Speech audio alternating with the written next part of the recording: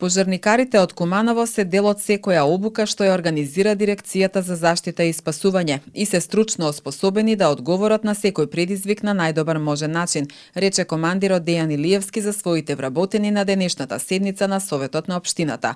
Советникот Милјан Доновски претходно побара во иднина да се преземат максимални можни мерки за зголемување на способноста и стручноста на пожарникарите во Куманово.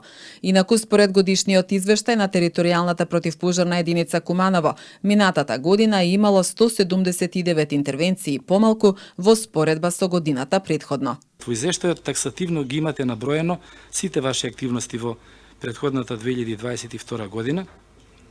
Меѓутоа, се забележува дека во делот на обуката на вашите вработени недостасуваат, а тоа се гледа и во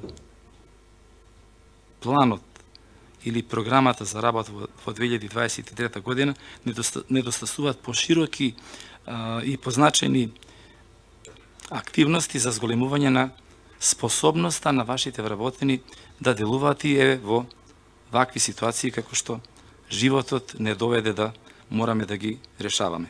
Исто така сакам да потенцирам се извинувам, дека во делот во вашата програма кој што ги истакнувате потребите за доопремување на територијалната противпожарна единица, ги имате само наброено воопштено вашите потреби, со тоа што дека ќе побарате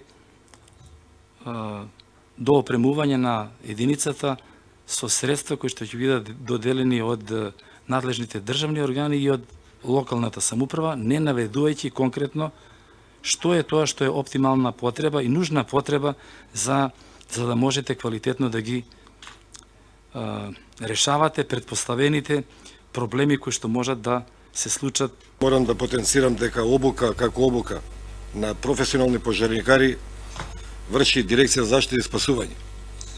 На сите обуки до сега што ги има 4 или 5 направено во изминативе неколку години, нашите вработени се праќени таму и се врши обука.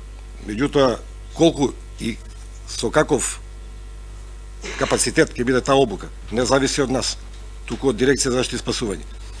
Ние во дворот на територијална противпожарна единица колку можеме, секојдневно вршиме вежби околу набавка на опрема, што спомнавте. Овде да, општо кажано дека ќе се обратиме до надлежни институции и тоа го правиме. Кога праќам барање до Дирекција за заштита и спасување, таму таксативно се наредени дел од возила, опрема, што има потреба територијална противпожарна единица Куманово.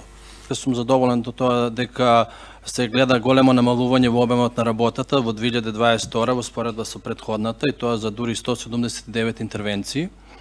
И посебно ме радува тоа што во делот на пожарите на отворен простор е намалување за дури 145 интервенции.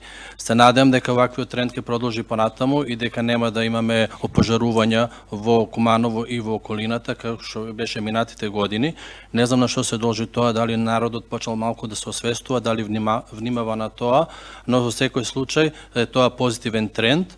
Советниците денеска ги изгласаа годишниот извештај на територијалната противпожарна единица Куманово за 2022 година и програмата за работа за годинава.